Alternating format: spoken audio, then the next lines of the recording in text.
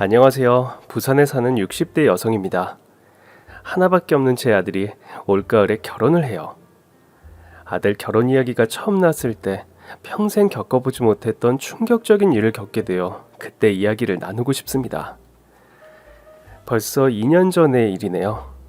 그때 완전 멘붕 상태가 되어서 그의 봄과 여름을 어떻게 보냈는지 전생의 일처럼 까마득합니다. 이 글을 쓰면서 제가 기억을 하나씩 더듬어 볼게요. 제 아들은 32의 서울대 박사 출신으로 지금 대기업에서 양자 관련 기술을 개발하고 있어요. 정말 치열하게 공부하고 살아온 장한 아들입니다. 그런데 우리 모자는 평범한 모자 관계가 아닙니다. 제가 배 아파서 낳은 아이가 아니고 가슴으로 낳은 아이거든요. 전 20살 꽃 같은 나이에 남편과 중매로 만나 결혼을 했어요. 저희 친정은 거제에서 전복과 굴양식을 하는 제법 부유한 편이었는데 복잡한 사연이 있는 집이었죠. 아버지가 두 집 살림을 하는 바람에 엄마가 두 분이셨거든요. 말하자면 전 둘째 부인, 소실 부인에게 얻은 셋째 딸이었죠. 엄마가 막내를 낳다가 돌아가시는 바람에 저희 사남매는 본가에 들어가 살게 됐습니다. 그러다 보니 형제자매가 많았습니다. 큰엄마가 낳은 2남 2녀, 그리고 우리 엄마가 낳은 1남 3녀, 총 8이나 되는 아이가 한 집안에서 복닥거리면서 살았죠. 식사 시간에 경쟁도 치열했고요. 떡이나 빵을 내려놓기가 무섭게 순식간에 사라졌습니다. 설빔을 살 때도 서로 예쁜 옷을 차지하려고 자매들끼리 신경전이 치열했어요.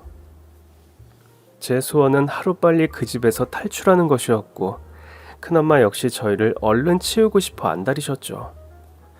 큰엄마는 저희가 스물이 되기 무섭게 선을 보이고 시집을 보냈습니다. 저도 먼 친척이 중매에서 이웃 섬마을 한산도 출신의 남자를 만나게 됐어요. 저보다 10살이나 많은 외양상선을 타는 마도로스였는데 그 사람이 풍기는 이국적인 냄새가 마냥 좋았습니다. 7, 80년대에 이미 쌀뜨물 같은 아이보리색 무스탕 롱코트를 걸치고 말보로 담배를 피우는 남편의 모습은 흡사 영화배우 같았고 근사했습니다. 데이트 때마다 제 손에 쥐어주던 수입산 커피와 사탕, 치즈 같은 것에 저도 모르게 빠져들었습니다. 자, 네덜란드에서 온 커피. 커피 향이 기가 막히지? 널 위해 준비했어. 어머, 네덜란드도 갔어요? 근데 네덜란드 말은 할 줄 알아요? 에이, 내가 그럴 리가. 그럼 외국에서 어떻게 해요? 영어도 못한다면서. 별거 없어. 그냥 오케이, 노 이 두 가지만 할 줄 알면 돼. 흥정하다 마음에 안 들면 노노노노노노 하면 되고 적당하다 싶으면 오케이 이거 싹 다 오케이 하면 뭐 그냥 만사가 오케이지. 아유, 내가 못 살아. 그럼 길게 말해야 할 때는요? 그땐 쫄지 말고 막 씨부리는 거야. 우리말로 막 씨부리면 알아서 다 정리가 되거든. 남편은 오랜 선원 생활에도 구김없이 다정하고 자상했으며 재미있는 사람이었어요. 선을 본 지 석 달 만에 서둘러 결혼을 했습니다. 내 형제자매와 이복 형제들이 복닥거리는 큰엄마의 집을 탈출하고 싶은 마음이 너무나도 절실했거든요. 남편은 가난한 어부의 장남이었고 남편보다 17살이나 어린 막내 남동생이 있었습니다. 제가 시집 갔을 때 막내가 초등학생이었으니 때론 막내 동생 같은 철부지 도련님이었죠. 중간에 딸이 둘, 남자 형제가 둘이 더 있었는데 형제들은 걷기도 전에 둘 다 하늘나라로 갔고 여동생은 나이가 차자마자 시집을 보냈다고 했어요. 다들 어렵고 힘들어서 올케라고 챙겨볼 여유마저 없었습니다. 갯마을에서 하숙이나 민박을 치던 시댁은 가난했고 시어머니는 한이 많은 분이셨어요. 시아버지가 오랜 지병으로 그나마 모아둔 돈을 모두 다 까먹고 돌아가셨습니다. 신혼집은 부산에 마련했습니다. 친정아버지가 주신 돈으로 삼복도로 시형 아파트에서 살았어요. 이어서 연립주택과 빌라로 조금씩 집을 늘려가는 재미로 살았죠. 기껏해야 1년에 2번 겨우 남편을 만날 수 있다는 현실이 처음엔 외롭고 무서웠습니다. 하지만 마음을 고쳐먹었죠. 남편이 고생해서 번 돈을 잘 저축해서 집도 사고 아이도 기르자고 생각했습니다. 남편이 한국에서 저와 함께 있는 시간을 허투루 보내지 않으려고 몹시 애를 썼습니다. 그런데 저희가 아무리 노력을 해도 아이가 들어서지 않았어요. 남편과 같이 병원에서 검사를 했는데 남편이 무정자증이라고 하더라고요. 의사의 진단을 듣고 남편은 담배만 뻑뻑 피워댔습니다. 그러니까 저희 두 사람을 꼭 빼닮은 아이는 이 세상에서 만날 수 없다는 거죠. 서로를 위로할 틈도 없이 남편은 또다시 남태평양으로 지중해로 떠나는 배에 몸을 실어야 했습니다. 낙담했지만 돈이라도 열심히 벌자 싶어서 전 온갖 알바를 다 했어요. 인형 눈알 붙이기, 인두로 레이스 구멍 만들기, 만국기 만들기에 종이봉투 접기는 틈만 나면 했고요. 나중엔 김밥 가게, 치킨집에서 주방부터 배달 일까지 닥치는 대로 했습니다. 어서 돈을 벌어서 남편과 제가 같이 살 수 있길 바랬거든요. 남편이 배를 타서 집에 없는 데다 아이까지 없으니 주변의 시선이 곱지 않았습니다. 친구를 만나거나 모임이 있어서 화장을 하거나 조금만 꾸며도 주인집 아주머니와 동네 구멍가게 아주머니들이 수군대는 게 느껴졌어요. 아휴, 그냥 예쁜 게 죄다라고 생각하면서 살았습니다. 또 시어머니의 간섭도 많이 받았고요. 아유, 아파트가 와 이러노. 탁장같이 피조바 빠져서 화장실은 어디 있는데? 시형 아파트라 공용으로 써요, 어머니. 네 남편 월급은 따박따박 저금 잘 하고 있지? 예, 어머니, 물론이죠. 네 남편 없다고 바람 피우고 막 그러는 거 아니지? 어머니도 참, 제가 그럴 인물이나 되나요? 내 얼굴로 바람 피나. 아휴, 그나저나 우리 막내도 대학을 보내야 할 낀데. 막내 도련님 재수한대요? 말로는 안 한다는데 지가 안 하면 뭐 하겠노? 그 하는 힘도 없어서 노가다도 못 뛴다. 그렇게 해서 막내가 저희 집에서 살게 됐습니다. 때마침 제 여동생이 저희 집에서 대학을 다니고 있었거든요. 둘이 사는데 숟가락 하나만 더 얹으면 되겠지 하는 마음으로 흔쾌히 막내를 거두었습니다. 시어머니의 당부도 있고 해서 제가 막내를 데리고 있으면서 대학을 보내려고 재수 학원까지 보냈어요. 제 여동생은 옆에서 과외까지 도와주었고요. 그런데 막내는 공부에 취미가 없더군요. 매일같이 친구들과 어울려 놀려다니기 바빠서 매번 시험에 낙방을 했습니다. 삼수까지 했는데도 성과가 보이지 않아서 취직을 시켰는데 출근했다 하면 석 달, 두 달, 한 달도 못 되어 번번이 그만두고 나왔죠. 막내라고 그런지 간절한 것이 더 없어 보였죠. 그러다가 23살에 대형 사고를 쳤습니다. 자기 애를 임신했다고 데리고 온 여자를 인사시키면서 결혼을 시켜달라고 하더군요. 막내가 데리고 온 여자는 오동통한데 눈이 동글동글했어요. 전체적으로 동글동글한 느낌의 귀여운 사람이었습니다. 이제 겨우 20이라고 하더군요. 양선 씨라고 했죠? 만나서 반가워요. 우리 도련님 집에 여자친구 처음 데리고 왔어요. 아, 네. 하면서 껌을 쫙쫙 씹어댔습니다. 저기 두 사람은 어떻게 만났어요? 그냥 같이 어울려 놀다 보니까 뭐 옆에 있던데요? 아, 그렇군요. 그 혹시 부모님은 알고 계신 거예요? 두 사람이 몰라. 임신한 거야? 모르죠. 알면 큰일 나게요. 저 낙타하려고 했는데 안 된대요. 시기가 지났다고. 응? 부드러운 외모와 사뭇 다른 시건방진 말투에 전 화들짝 놀랐어요. 그래도 두 사람 사이가 좋아서 천만다행이었습니다. 동서의 배가 점점 불러와서 서둘러 결혼식을 올려주고 저희 집 근처에 신혼집을 마련해 주었어요. 여동생이 시집을 가서 저희 집에 같이 살까 했지만 그래도 신혼인데 두 사람만의 공간이 필요할 거라 생각했죠. 석 달 후, 동서는 귀여운 옥동자를 낳았습니다. 동서는 부모와도 연을 끊은 눈치여서 제가 옆에서 동서의 출산과 산후조리를 다 도와줘야 했어요. 10년을 노력해도 얻지 못하는 아이를 동서는 원치도 않는데 참 쉽게도 얻었죠. 세상은 불공평하고 인생은 내 뜻대로 되는 게 아니란 걸 그때 뼈저리게 느꼈습니다. 동서는 아이를 낳고도 저희 집에 아이를 맡기고 자긴 놀러 다닐 궁리만 했죠. 전 갓난아이를 목욕시키고 온몸 구석구석 파우더를 바르고 분유를 타서 먹이는 일이 너무 재미있고 좋았습니다. 마치 엄마 놀이를 하는 기분이랄까요. 조카를 돌보면서 내 안에서 모성이 점점 커져가는 걸 느꼈습니다. 동서가 친구들과 여행을 떠나거나 이런저런 핑계를 대면서 조카를 저희 집에 맡기는 날이 많았거든요. 조카를 데리고 자는 날이 많아지면서 정이 안 들래 안 들 수가 없었습니다. 조카는 다른 아이들에 비해 작고 병치레도 잦아서 제 속을 많이 태웠죠. 저 혼자 아이를 둘러업고 병원으로 뛰어갔던 적도 많았어요. 열이 펄펄 나는 아이를 안고서 병원 복도에 앉아 있는데 내가 마치 이 아이의 엄마같이 느껴졌어요. 간절한 마음으로 조카가 건강하길 기도했죠. 아이를 병원에 입원시키고 막내와 동서를 어찌 볼까 걱정도 많았는데 의외로 동서의 반응은 시큰둥했어요.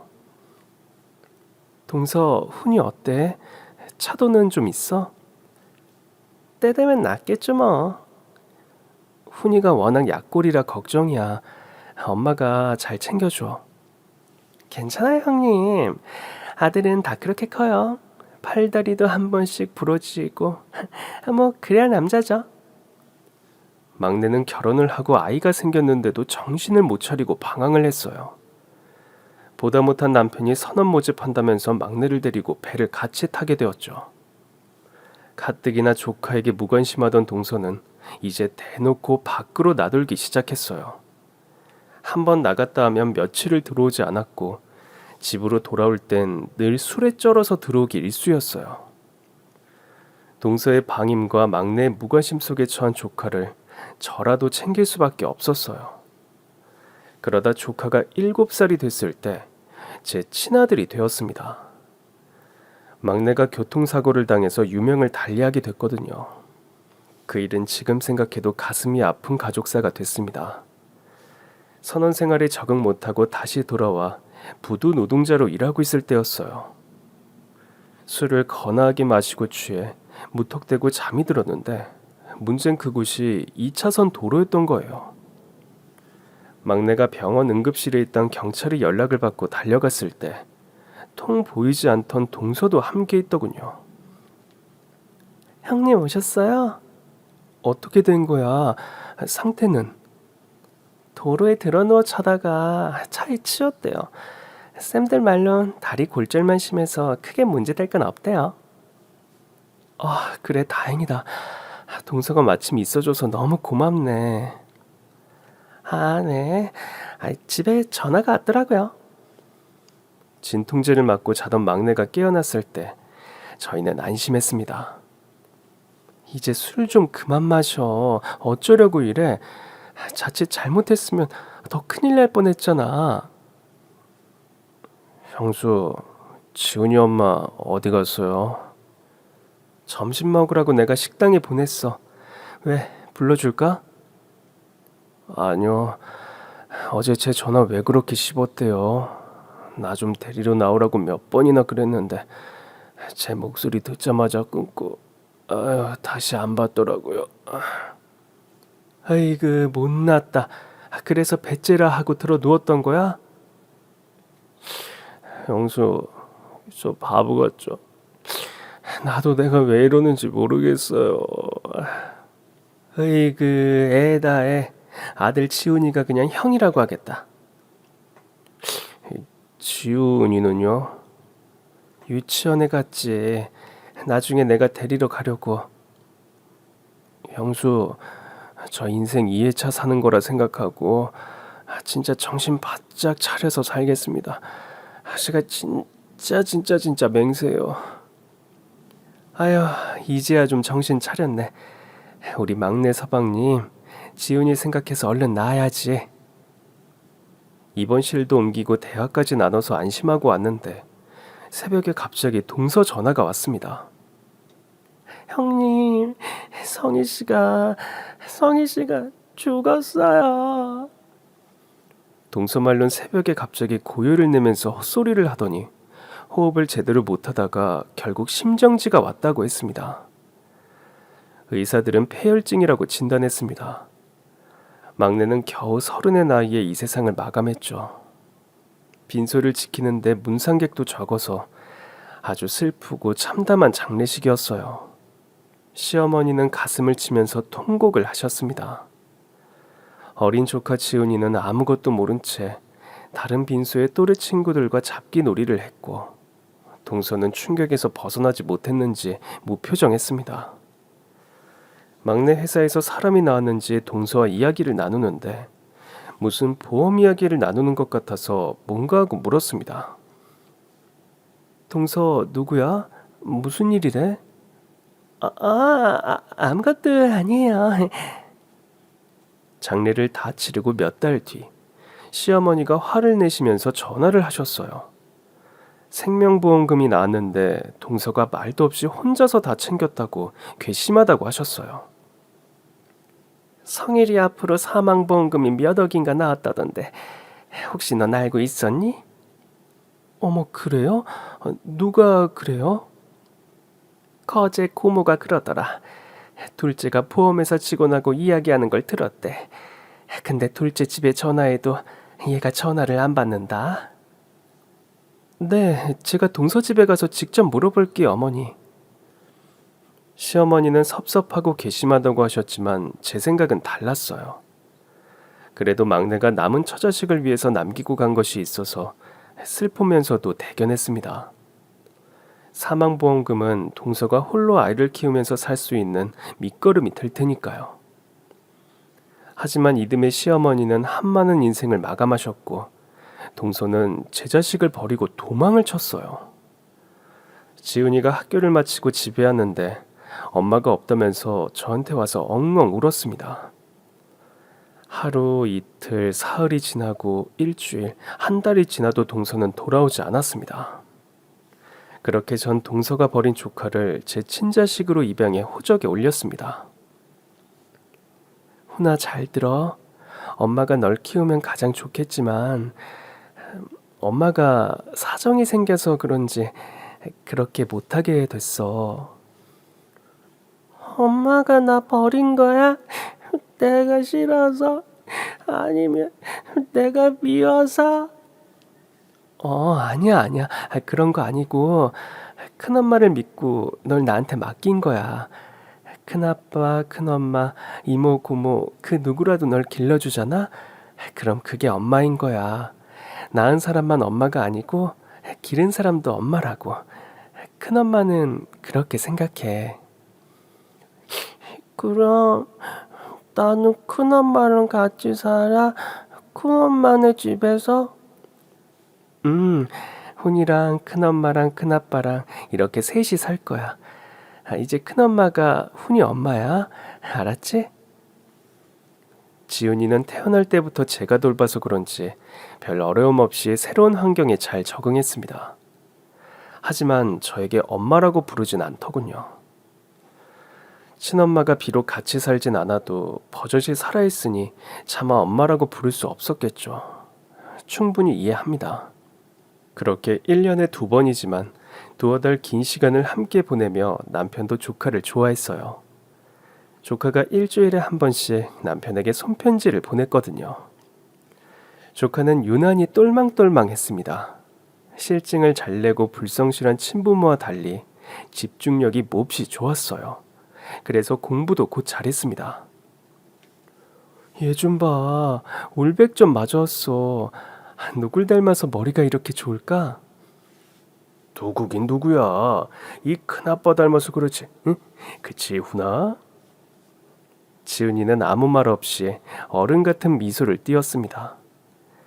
자라면서 말썽 한 번 안 피운 속 깊은 아이였어요. 지훈이가 초등학교를 졸업할 때, 중학교를 입학하고 졸업할 때마다 전 동서의 친정에 연락을 해보았습니다. 혹시나 동서가 자기 자식이 자라는 모습을 보고 싶어 할지도 모르니까요. 하지만 돌아오는 얘긴 우리 집에서 내놓은 자식이요, 전화하지 마십시오 였습니다. 지훈이를 고등학교 보낼 때 저희 집 형편이 급속도로 나빠졌어요. 기관실에서 일하던 남편의 귀에 이상이 있다고 해서 검사를 받던 중에 그만 뇌종양 진단을 받게 됐고 치료를 위해 배에서 내리게 되었습니다. 치료까진 잘 마쳤는데 보험금에 퇴직금이 모이자 남편이 무슨 사업을 한다고 투자를 했다가 사기를 당해서 돈을 전부 다 날리고 빚더미에 앉게 됐거든요. 같이 사업을 하자고 남편을 꼬셔서 투자금만 받고 잠적한 사기꾼을 잡으려 다녀봤지만 별 소득이 없었습니다. 우리 집 마더로스는 낭만만 가득했지 현실 감각은 젬병이었습니다. 큰아빠, 큰엄마, 저 실업계에 갈래요. 고등학교 졸업하고 곧바로 취직하고 싶어요. 그게 무슨 말이야. 너 전교 1등이라고. 너네 담임 기대가 크다고 하시는데 너 같은 인재가 왜? 혹시 큰엄마, 큰아빠가 너 대학 하나 못 보낼까봐 그러는 거야?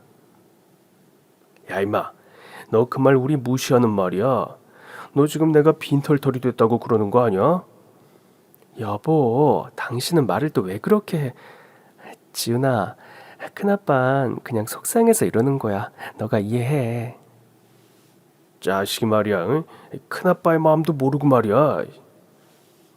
죄송해요. 저는 그냥... 지훈이 손등으로 굵은 눈물이 뚝뚝 떨어졌어요. 제 딴은 우리가 고생하니까 자기라도 얼른 돕고 싶었던 거겠죠. 지훈아, 우리가 너 대학도 보내고 장가까지 보내줄 거야. 큰엄마는 말이야, 너가 하고 싶은 거 다 하게 해주고 싶어. 너한텐 우리가 큰엄마, 큰아빠겠지만 우리한텐 너가 정말 친아들이나 다름없어. 그치 여보? 참나, 그걸 말을 해야 하나? 응? 말을 꼭 해야 하냐고. 이러니 당신만 또 점수 따지? 나만 진상이야. 에휴. 지은이가 흐느껴 울면서 겨우 입을 열었습니다. 저한테도 그래요. 저한테 큰엄마 큰아빠 아니고요. 저한테 진짜 엄마 아빠나 다름없다고요. 그날 저희 세 사람은 서로를 부둥켜 안고 참 많이도 울었습니다. 하지만 이상하게 그날 진짜 지훈이를 제 배로 낳은 것 같았어요. 그날 이후 지훈이는 더 열심히 공부를 했고 남편과 전 더 부지런히 일을 했습니다. 남편은 자전거 수리점에서 점원으로 일을 했고 전 목욕관리사로 일을 하게 됐어요. 옛날부터 알바를 구해다 주던 언니가 목욕관리사가 돈을 제법 번다고 고맙게도 소개를 해주더군요. 남의 몸 만지는 직업이라 천하게 생각하는 사람들이 있어요. 차라리 노가다를 해도 때는 안 밀겠다 이러는 사람들, 진짜 다 바보야. 이게 얼마나 짭짤한 일인데 그걸 몰라? 얼마나 주는데? 놀라지 마라. 최소 300 이상, 평균 400. 아니, 한 달에? 그럼 당연하지. 일본인들이 요즘 때밀이 관광 온다고 난리잖니. 일한 만큼 벌고 이만큼 안정적인 일이 없어. 어때? 너도 할 거지? 언니 정말 고마워. 내가 밥 살게. 그때만 해도 목욕관리사 세신사가 아닌 때밀이로 불릴 때였지만 수입 하나만큼은 남부럽지 않을 만큼 좋았습니다. 온천장에 있는 목욕탕에서 일했는데 주말엔 보통 10대 명의 손님을 받았고 많을 땐 30명도 넘게 절 찾았습니다. 적지 않은 수입을 벌 수 있었어요. 지인 중엔 일본이나 미국으로 세신사를 하러 떠난 경우도 있을 정도로 외국에서까지 기술자 대접을 받았습니다. 손님 받느라 끼니를 거를 정도로 바쁠 때가 많았고요. 때를 밀러 오는 이들은 대부분 단골 손님이었습니다. 남편은 육지 생활에 적응하면서 일을 시작했습니다. 제발 무리하지 않고 건강하게 오래 살아있는 것이 저의 바람이었어요. 남편이 배를 탈 땐 자주 보지 못해 애틋한 연인 같았는데 이젠 집에 있으니 애틋함은 사라지고 서로 이런 모습이 있었나 하면서 다툴 일도 많았어요. 그래도 전 옆에 있는 게 더 좋았습니다. 몸은 고되도 힘들어도 행복한 일이 많았습니다. 그 중에 하나가 지훈이가 서울대에 입학한 거예요. 핵물리학이라는 정말 어려운 학문을 공부한다고 합니다. 자기 친아빠는 재수, 삼수를 해도 못 들어간 대학을 그것도 서울대를 들어가다니 정말 대견하고 자랑스러웠습니다. 비록 몸은 서울과 부산으로 떨어져 살지만 마음만은 늘 아들과 함께였어요. 지은이는 수시로 전화를 걸어 안부를 묻고 자신의 일상을 전했습니다. 지은이는 대학을 졸업하고 대학원까지 다녔어요. 지도 교수님이 박사과정을 다 마치면 미국의 초빙 연구원으로 보내겠다고 하셨고요. 저는 뭐가 뭔지 잘은 모르지만 미국에 가면 극비리에 진행되는 연구를 하는 모양이더라고요. 아무튼 엄청나고 훌륭한 일을 한다라고 대충 그렇게 이해했어요. 그래서 때를 밀어도 하나도 힘들지 않았죠. 손님들이 절 때밀이라고 무시하고 하대해도 속으로 이렇게 대꾸했죠. 왜 이래? 우리 아들 서울대 박사야. 미국연구소 초빙연구원. 니들이 핵물리학을 알아? 하지만 일도 오래가지 못했습니다. 코로나 때문에 대중목욕탕을 이용하는 손님이 급격하게 줄어서 그만둘 수밖에 없었거든요. 남편의 벌이와 식당 알바로 겨우겨우 먹구멍에 풀칠을 하며 살았지만 이제 아들이 대학원을 졸업하면 우리 형편도 나아지지 않을까 내심 기대를 했어요.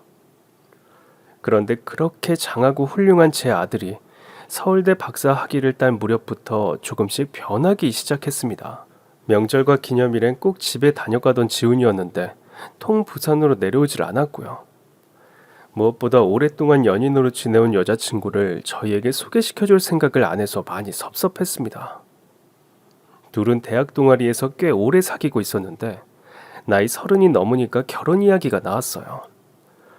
눈치를 보아하니 여자친구 집에 자주 밥도 먹으러 가는 모양인데 우리가 서울에 올라가도 여자친구를 소개해주지 않았고 부산 집에 데려온 적은 한 번도 없었어요. 당연히 섭섭하고 서운했죠. 모처럼 여름방학이라고 잠시 내려온 아들에게 넌지시 여자친구 이야기를 물었습니다. 훈아, 네 여자친구 이름이 연재 맞아? 네. 근데 어떻게 아셨어요? 왜 몰라. 전화기 들고 몰래 나가면서 연재야 하니까 알지. 아, 그러셨어요? 언제 소개시켜 줄 거야? 조만간 소개시켜 드릴게요. 너 혹시 우리 집 형편이 부끄러워서 그러는 건... 아니에요. 그런 거 절대 아니에요. 말은 그렇게 해도 어쩐지 약속을 차일피일 미루는 것 같았습니다. 막상 결혼할 때가 되니까 자기 친엄마 생각이 나서 그런가 싶어 솔직하게 물었습니다. 지훈아, 너 혹시 엄마 연락처 알아? 연락해? 지훈이가 예기치 못한 질문을 받고 몹시 당황했습니다. 아니에요. 저 그 사람 연락처 몰라요. 만약에 말이야, 엄마한테 결혼한다고 알리고 싶으면 연락해도 돼. 우리도 네가 결혼해서 기쁜데 엄마도 당연히 그렇겠지. 아니에요. 그런 거 진짜 아니라고요. 전에 없이 성질을 내질 않나. 피우지도 못하는 담배를 입에 물고 아휴 하면서 한숨을 쉬지 않나. 답답하다면서 새벽같이 나가 바람을 쐬고 오질 않나. 아무튼 수상한 기색이 역력했습니다. 그리고 드디어 여자친구를 소개시켜주겠다며 약속을 잡더군요. 전 아침 일찍 일어나 안 하던 화장도 하고 제일 화사한 옷으로 꽃단장을 하고 머리도 루프로 돌돌 말아 드라이까지 했어요. 서울에서 내려오는 여자친구를 데리러 부산역으로 간 사이에 몇 번이고 거울을 보면서 옷을 고쳐 입었는지 모릅니다. 여보, 누가 보면 당신이 선보러 가는 줄 알겠네. 그만 좀 봐. 거울 닳겠다. 당신은 안 떨려? 지은이 여친 처음 오는 거잖아. 예비 며느리 보는데 이 정도 꽃단장은 해줘야지. 에헤이, 나야 본판이 있는데. 아이 뭐, 난 안 꾸며도 괜찮아지. 그러면서 남편도 아침 했던 면도를 한 번 더 하고 향수까지 뿌렸어요. 남편과 저는 일이 손에 잡히지 않아서 도무지 가만히 앉아 있을 수가 없었어요. 약속 시간이 다가오자 가슴은 더 두근거렸습니다. 드디어 띵동 하고 초인종이 울렸습니다. 어머, 왔다 여보. 아이고 아이고, 나간다. 남편이 현관문을 열었는데 세상에, 그곳에 동서가 저승사자처럼 시커먼 옷을 입고 서 있었어요. 아니, 재수 씨? 어머, 이게 누구야? 동서가 어쩐 일이야? 우리 집을 어떻게 알고? 저 잠시 들어갈게요. 그래도 되죠? 중년이 된 동서는 동글동글 앳된 모습은 온데간데 없고 살집이 더덕더덕 붙어서 뭔가 육덕지달까? 한참 묵직해 보였어요. 두 분 안녕하세요. 오랜만이죠? 재수씨, 여긴 어떻게 알고? 동서 잘 왔어. 우리 집은 지훈이가 알려줬어? 네, 아니면 제가 여기를 어떻게 알아요? 당연히 훈이가 알려줬죠. 아들이 결혼할 여자를 인사시키는데 엄마가 당연히 나와야 한다고요. 우린 끈끈한 핏줄로 이어진 천륜이잖아요. 그 누구도 끊어낼 수 없는 단단한 혈연. 동서의 기세등등하고 의기양양한 태도에 저희 부부는 갑자기 쭈구리 불청객이 되어버렸어요. 어색한 가운데 잠시 뒤 초인종이 다시 울렸습니다. 드디어 이날의 주인공 지훈이가 여자친구를 데리고 들어왔어요. 동서와 함께 앉아있는 모습을 본 지훈이는 흠칫 놀라더니 애써 아무렇지 않은 듯 저희 옆으로 와서 앉았습니다. 아들의 여자친구는 수수하고 담백한 까만 정장을 걸친 모습이 매우 지적으로 보였어요. 함부로 대하지 못할 아우라 같은 것이 느껴지는 귀티나는 아이였습니다. 제가 환영 인사를 건네기도 전에 동서가 먼저 선수를 쳤습니다. 어서 와요. 나 지은이 엄마. 뭐하니 지훈아. 네 여친 소개해줘야지. 네. 여긴 최연재라고 저랑 결혼할 친구예요. 연재야, 우리 엄마셔. 안녕하세요, 어머니. 남편과 저는 갑작스런 상황에 어찌할 바를 몰라 당황했어요. 그때 지훈이 여자친구가 저희는 누구냐는 듯 눈을 동그랗게 뜨고 지훈이를 쳐다보았습니다. 아들은 꿀먹은 벙어리처럼 한참을 꼭 입을 다물고 있었어요.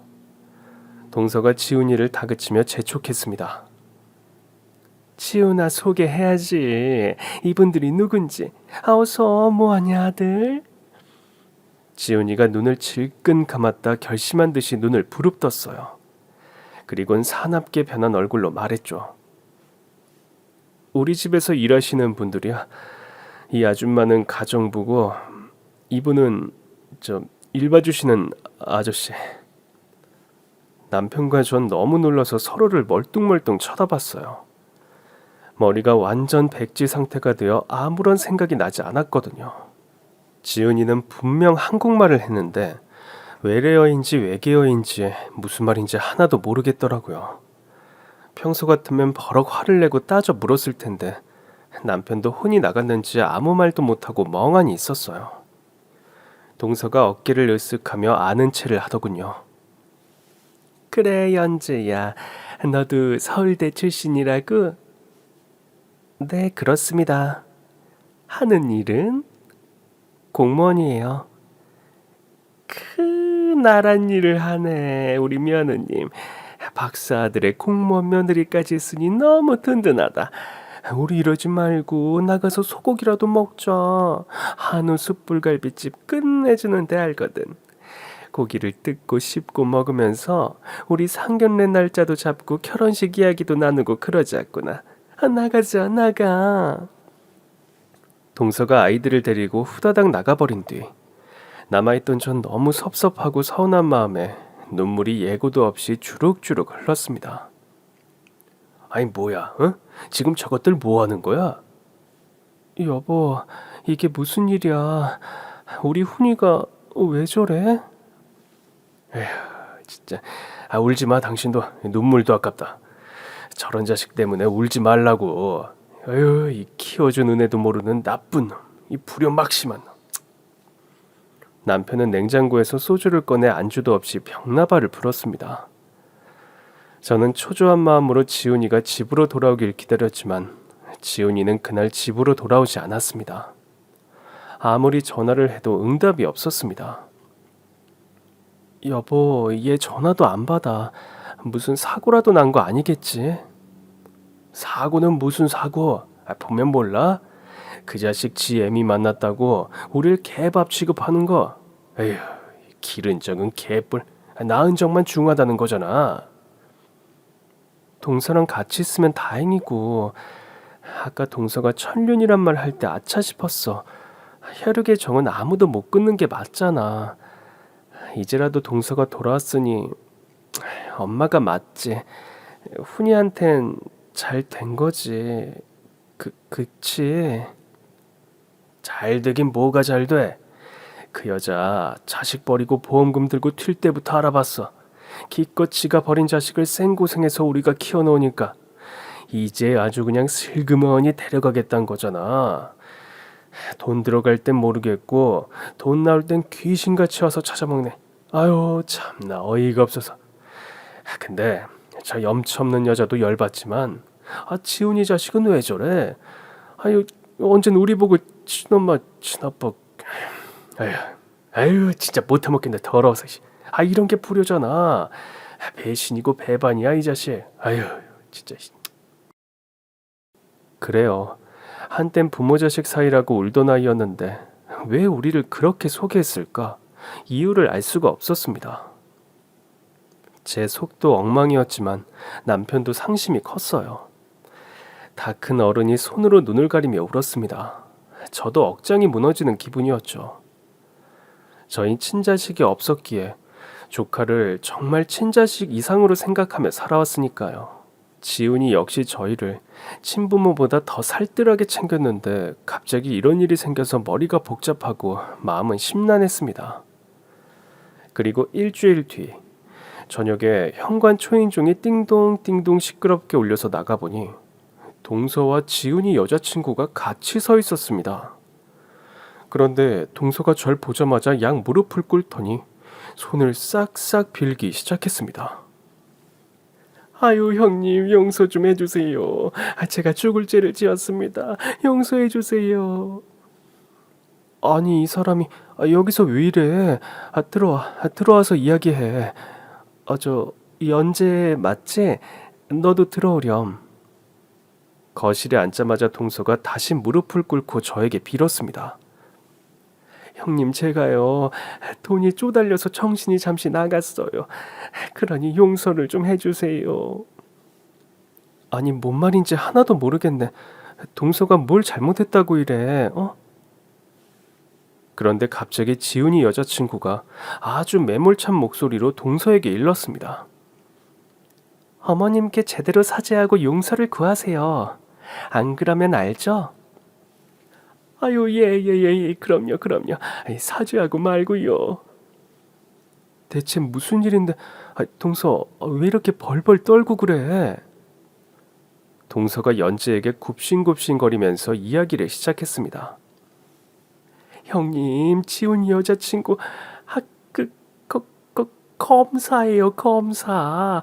대한민국 최고 이거. 뭐?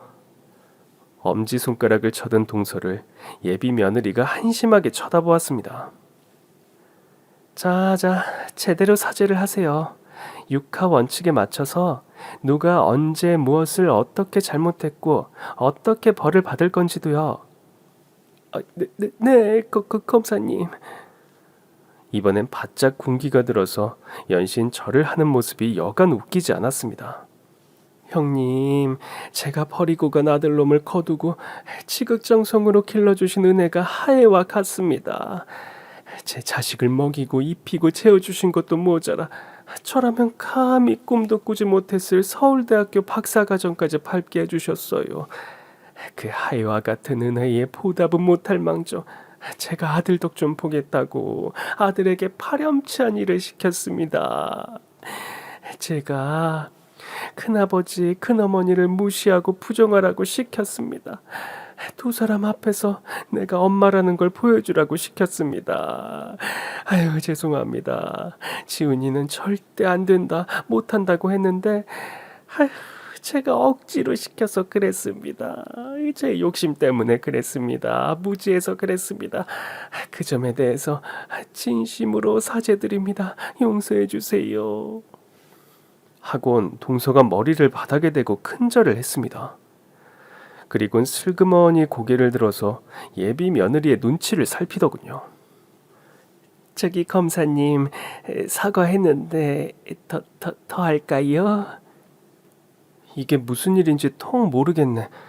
그러니까 자네가 지훈이한테 우리를 모르는 사람 취급하라고 시켰다는 거야? 협박을 해서? 아니 대체 왜? 동서가 훈이 엄마라는 건 나도 알고 훈이도 알고 하늘도 아는 일이야. 그걸 왜 굳이? 예비 며느리 연재가 나서서 지금까지의 일을 소상하게 알려주었습니다. 어머님, 이 사람 사기꾼이에요. 뭐? 1972년생 김양선, 사기 전과 6범에 20대부터 보험 사기를 쳐서 교도소 들락거린 악질 사이코패스죠.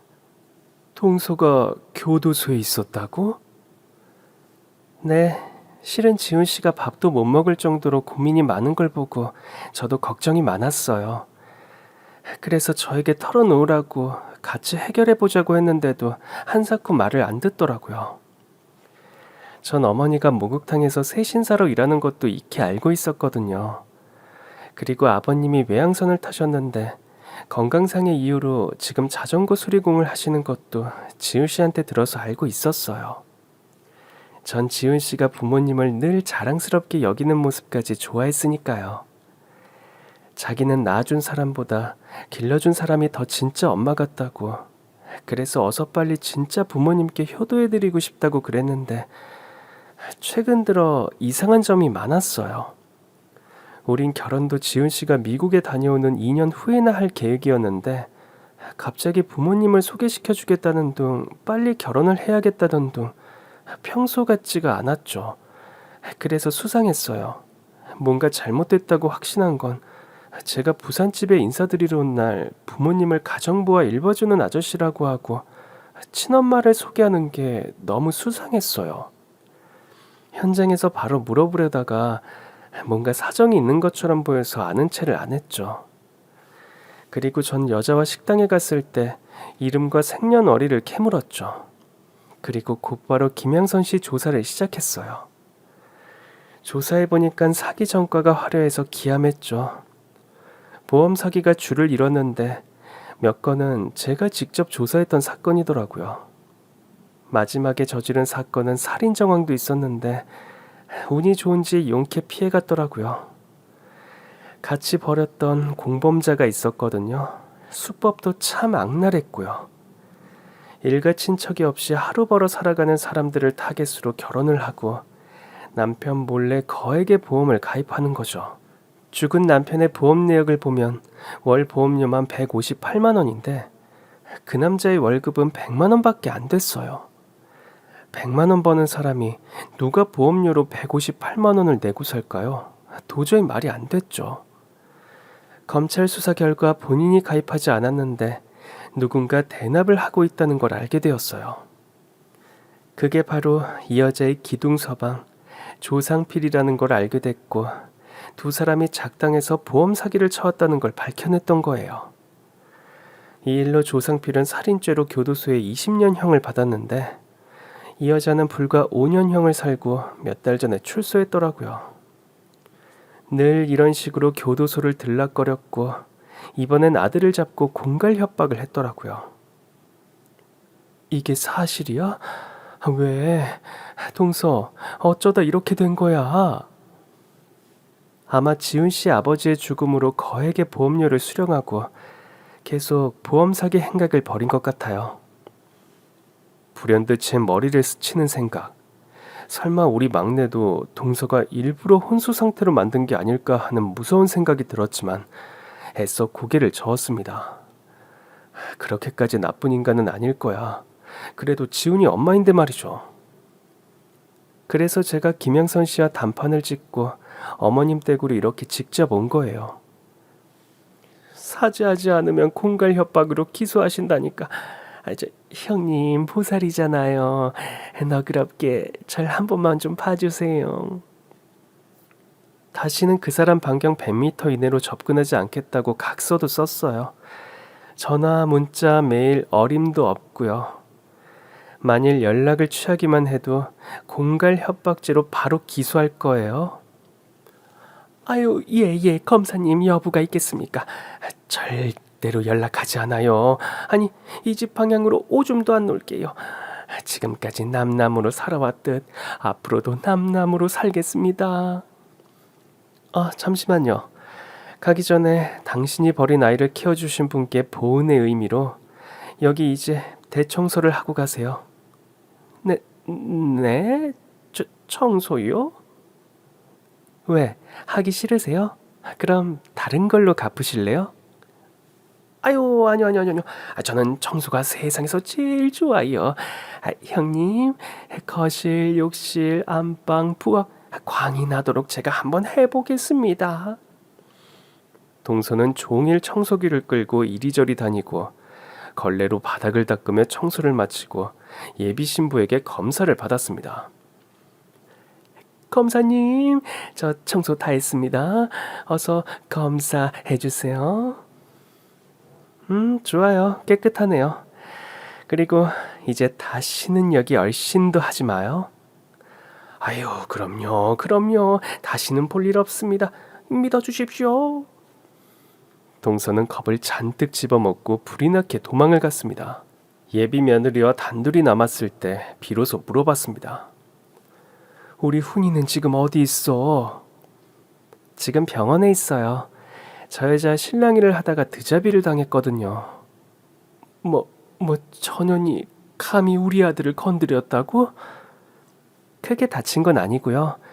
저 여자 협박 때문에 한동안 못 먹고 스트레스를 심하게 받아서 그만 실신을 했어요. 병원에서 영양실조라고 해서 제가 입원시켰어요. 의사 말이 오늘쯤 퇴원해도 된다고 했으니 저랑 같이 가시죠. 그날 저녁 퇴근한 남편을 바로 앞세우고 지훈이가 입원한 병실을 찾았습니다. 지훈아, 엄마 오셨어요? 정말 죄송해요. 나도 미안하다. 널 의심했어. 면목이 없습니다, 어머니. 그 사람이 시켰어도 절대 하면 안 되는 언행을 저질렀어요. 아빠, 엄마, 부디 절 용서해 주세요. 가만히 보고 있던 예비 며느리가 아들에게 해명의 시간을 주었습니다. 지훈 씨, 사실대로 말씀드려. 그 여자한테 어떤 협박을 당했는지 솔직하게 다 말씀드려. 한 달 전쯤 학교 랩에 있는데 조교가 그러더라고요. 엄마가 찾아왔다고. 전 부산 엄마가 오셨나 하고 나가보니 그 여자가 서 있었어요. 어떻게 알았대? 우리랑 소식이 끊겼는데. 한산도 고모가 알려줬대요. 출소하고 여행을 갔는데 우연히 고모를 만나서 제가 서울대 다닌다는 걸 알게 됐대요. 까마득하게 잊고 살았는데 하늘이 자기를 버리지 않았다고 속으로 만세를 외쳤다고 했어요. 그러면서 아빠가 어떻게 죽었는지 물어보는데 아빠가 주사가 심해서 술 취하면 도로에 들어 눕는 걸 본인은 잘 알고 있었대요. 그래서 차라리 그날 교통사고로 즉사했으면 좋았을 텐데 살아서 아쉬웠다고. 사망보험금 생각에 너무너무 속상했다고. 그래서 병실에서 아빠한테 악다구니를 퍼부었고 흥분한 아빠가 말다툼을 하다가 갑자기 호흡곤란이 왔대요. 자기는 이런 무서운 사람이라고, 마음만 먹으면 누구든 저 세상으로 보낼 수 있는 사람이라고 하면서 사진을 보여줬어요. 큰엄마, 큰아빠 사진을 말이죠. 엄마가 일하는 식당, 아빠가 일하는 자전거 수리센터, 그리고 제가 여자친구가 있다는 것까지 알고 결혼식을 올리면 부조부터 챙길 수 있겠으니 서둘러 결혼부터 하라더군요. 상견례는 물론 식장에 혼주로 서 있어야 하는 사람은 당연히 친엄마인 자기라고 그러면서 연재 소개시키는 자리에서 저에게 노선을 확실히 그으라고 했어요. 안 그러면 살아있는 두 분을 다시는 볼 수 없을 거라고 절 협박해서. 그런데 왜 말을 안 했어? 정말 무서웠어요. 그 사람은 진짜로 엄마 아빠를 해칠 사람이니까요. 남편이 답답한 듯이 나무랐습니다. 여자친구가 검사인데 뭐가 무서워서 그랬어. 연지한테라도 말하지 그랬니? 혼자 속썩이지 말고. 그래도 친엄마니까요. 아무것도 해주지 않아도 날 낳아준 사람이니까 신고도 할 수 없었어요. 그래, 다 지난 일이야. 지난 일은 다 괜찮아. 그러니까 이제 네 건강만 생각해. 스트레스 같은 거 받지 말고. 엄마, 아빠, 이 녀석이 만우절도 아닌데 거짓말을 하고 말이야. 응? 만우절에만 거짓말 하란 말이야.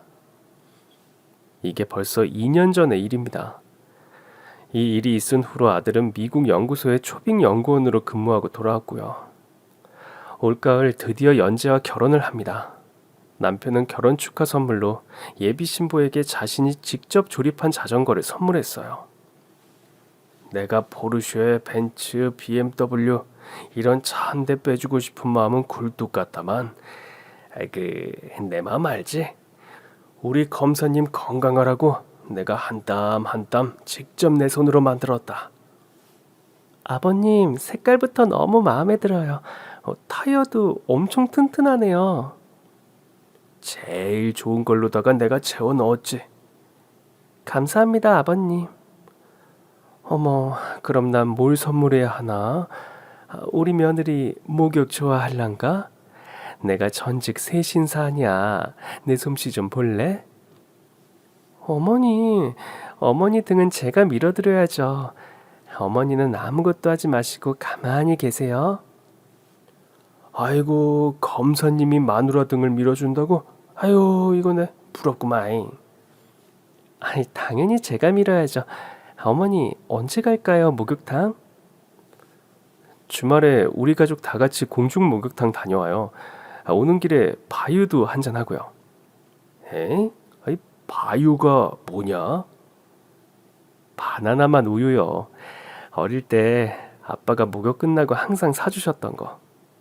아유, 그래, 좋다, 좋아. 우리 바유 한 잔 시원하게 마시고 오는 길에 밀면도 하나 먹고. 좋아요. 그 후로 동서의 소식은 알 수 없었습니다. 아마 앞으로 동서를 볼 일은 없을 것 같아요. 동서가 나타나면 검사 며느리가 가만히 있지 않을 테니까요.